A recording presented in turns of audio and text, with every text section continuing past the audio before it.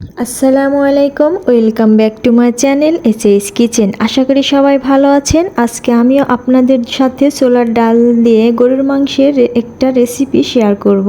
এই রেসিপিটা কমন, সবাই রান্না করতে জানেন, কিন্তু তারপরও যারা নতুন গৃহিণী এছাড়াও দেশে বিদেশে যারা ব্যাচেলার ভাইয়েরা আছেন, আশা করি রেসিপিটা তাদের কাজে লাগবে। যদি রেসিপিটা আপনাদের ভালো লেগে থাকে তাহলে আমার চ্যানেলটাকে সাবস্ক্রাইব করে অনুরোধ রইল, আর ভিডিওতে অবশ্যই একটা লাইক দিয়ে দিবেন।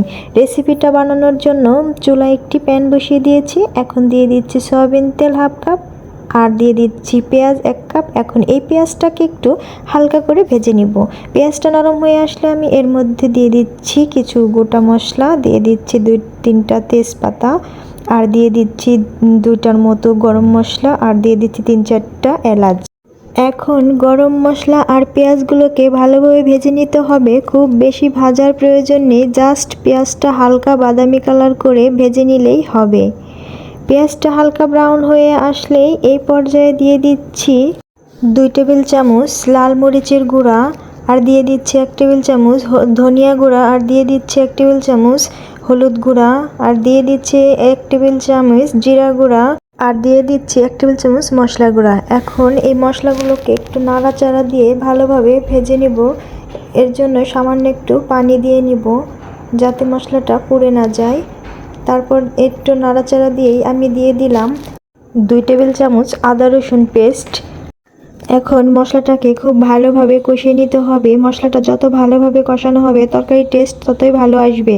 আর যতক্ষণ পর্যন্ত মশলাটার তেলটা ভেসে উঠবে ততক্ষণ পর্যন্ত মশলাটাকে কষিয়ে নিতে হবে। মশলাটা কষানোর ক্ষেত্রে সামান্য একটু পানি অ্যাড করে নিতে পারেন, সেক্ষেত্রে মশলাটা পুড়ে যাবে না। এখন আমি ঢাকনা দিয়ে ঢেকে ভালোভাবে কষিয়ে নিব।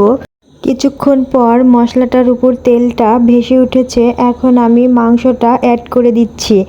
এখানে আমি গরুর মাংস নিয়েছি 700 গ্রামের মতো। মাংসগুলোকে ছোট ছোট করে টুকরো করে কেটে ভালোভাবে পরিষ্কার করে ধুয়ে নিয়েছি। রেগুলার রান্নার জন্য মাংসগুলো যেভাবে কাটা হয় তার থেকে একটু ছোট করে কেটে নিয়েছি। মাংস কেনার সময় সলিড মাংসটা না কিনে চর্বিযুক্ত মাংস নিলে ভালো হয়, এর টেস্টটা ভালো আসে। এখন মাংসগুলো ঢাকনা দিয়ে ঢেকে খুব ভালোভাবে কষিয়ে নিতে হবে। ফিরে আসলাম কিছুক্ষণ পর। মাংস থেকে বেশ কিছু পানি বের হয়েছে।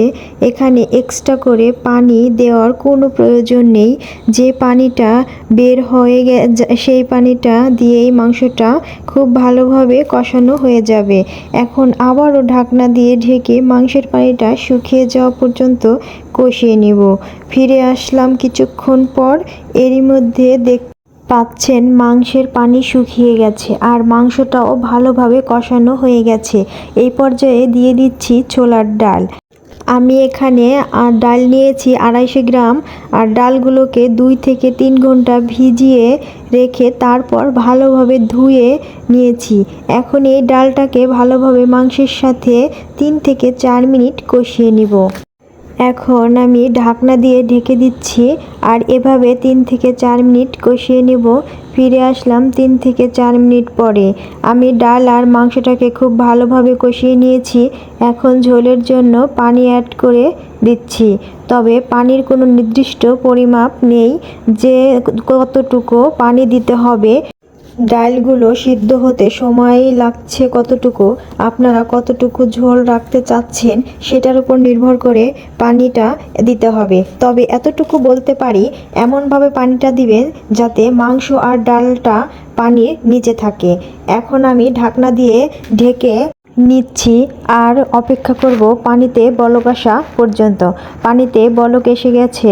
এই পর্যায়ে দিয়ে দিচ্ছি 3 থেকে 4টা কাঁচামরিচ আর 3 থেকে 4টা গোটা রসুন। আবারও আমি নাড়াচাড়া দিয়ে তারপর ঢাকনা দিয়ে ঢেকে দিব 20 মিনিটের মতো। আমি 20 মিনিট মতো রান্না করে ফিরে আসলাম।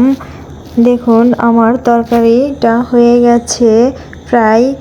এখন আমি একটু নাড়া দিয়ে নিব, তারপর দেখে নিব যে ডালটা সিদ্ধ হয়েছে কিনা।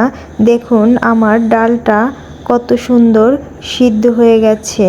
হাত দিয়ে একটু চাপ দিলে দেখুন একদমই গলে যায়। আর কত সুন্দর সিদ্ধ হয়ে গেছে।